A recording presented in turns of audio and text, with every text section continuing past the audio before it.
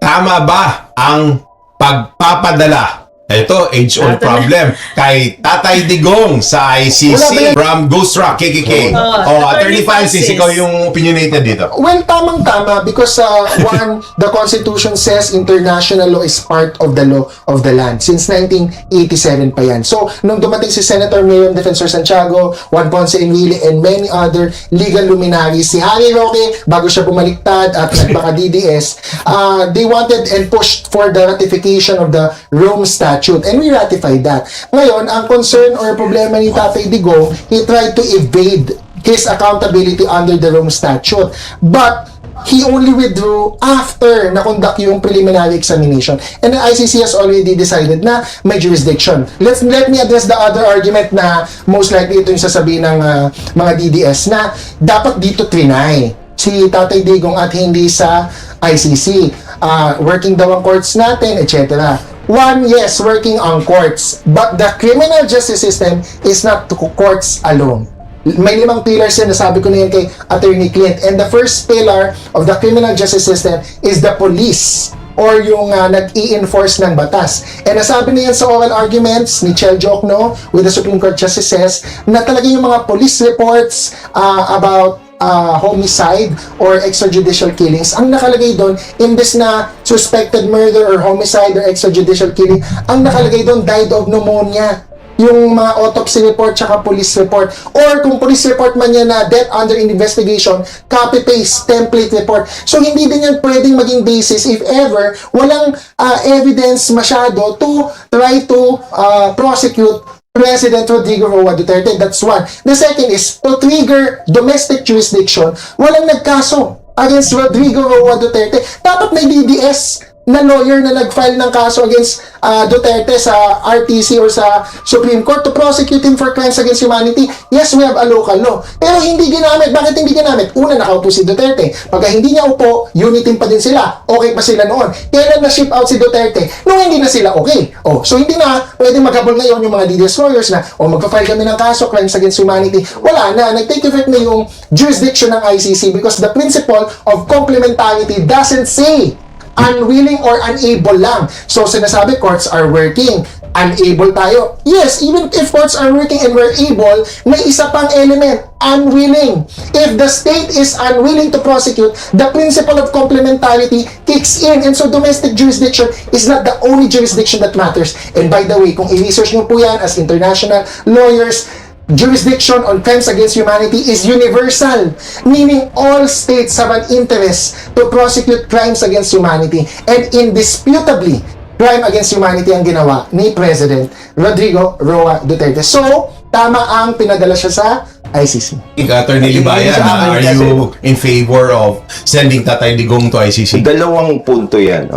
Kasi nga, unang-una, yung tama ba yung pagdala sa kanya doon? The process, o yung o dapat ba siyang dalhin doon? Let's touch on complementarity. Nakalimutan kasi yung sabihin ni Attorney Jesus Falsis na itong ICC, this is a court of last resort. And if you will look back doon sa mga discussions noon, especially from the late Senator Miriam Defensor Santiago, being the first judge, Asian, di ba sila doon sa ICC noon, pinaliwanag niya yan noon dito sa Pilipinas. At sinabi niya na ang ICC, it is a court of last resort. Ibig sabihin, it must fail here first. Binanggit niya naman kung ano yung mga dahilan kung paano nagfe-fail, di ba, before you go there. Tapos, pag titignan mo rin yung, well, indirectly, I'm quoting our ombudsman, Boying Rimulya, sinabi niya noon na bakit natin siya dadalhin doon? Our courts here are working.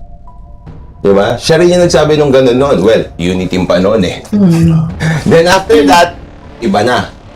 Ngayon, yung principle of complementarity na yan, you have to exhaust first something here before it will kick in. Hindi yata na-initiate dito. Hindi nga na-initiate dito. Tapos ang problema pa dyan, yung sinasabi nga nila na walang ebidensya dito. So kung wala kang ebidensya dito, paano magkakaroon ng ebidensya doon? Diba?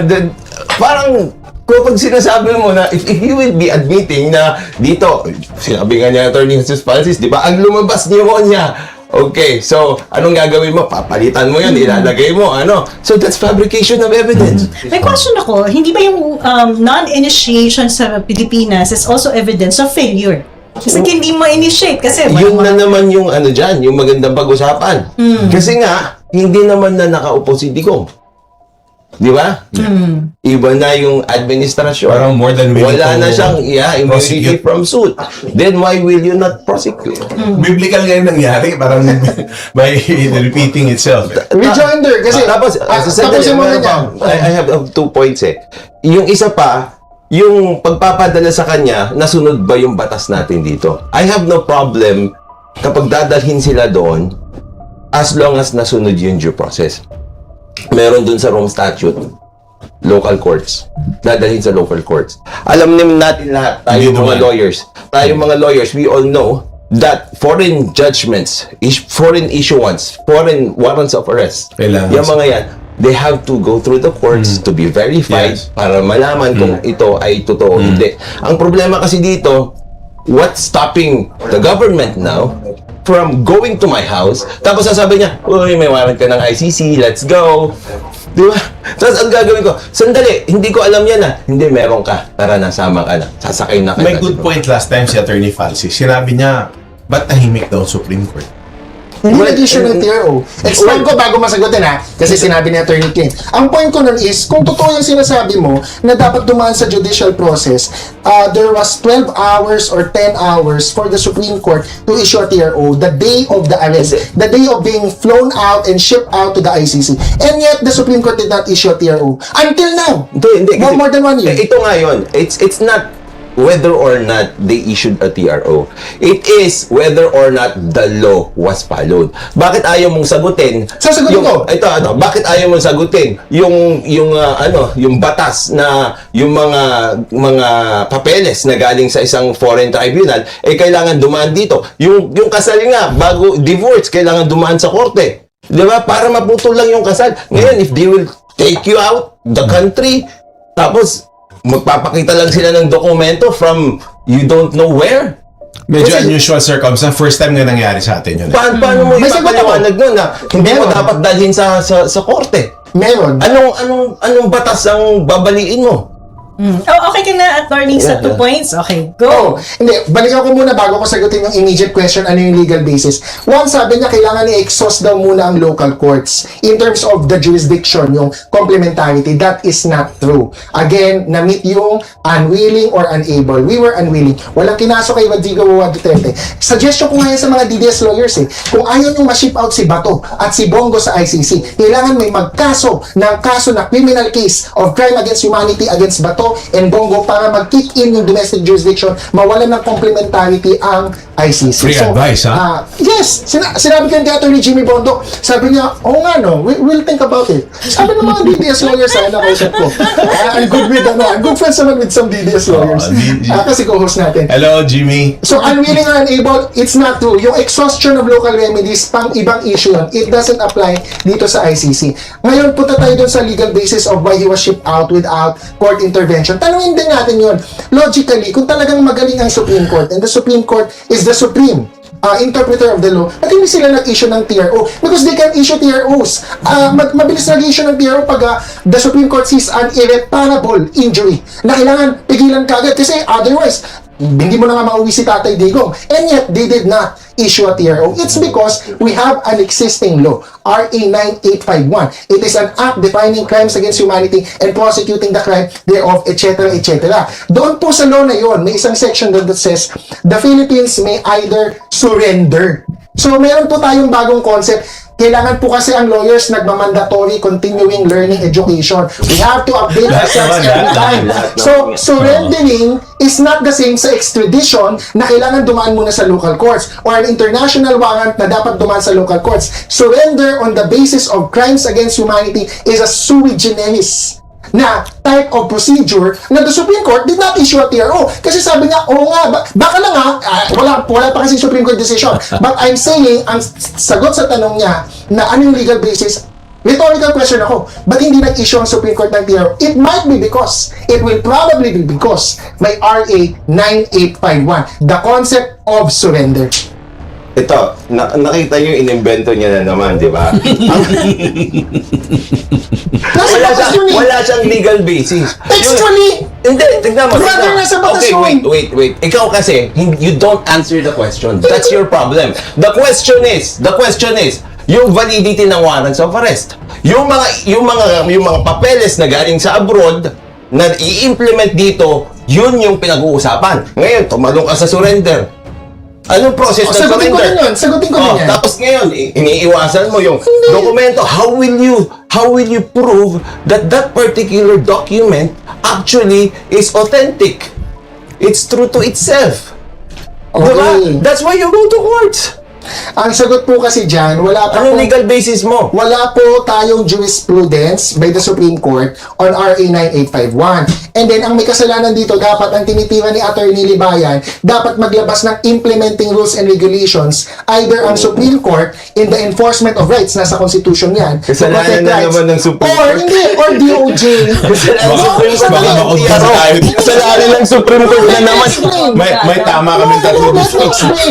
Mali yung sinasabi na hindi ko siya sinasagot. Surrender is textual. Makikita po nyo yan. Pag ginugil nyo, nandiyan yan sa RA 9851. Textual yan, hindi ko po yan invento.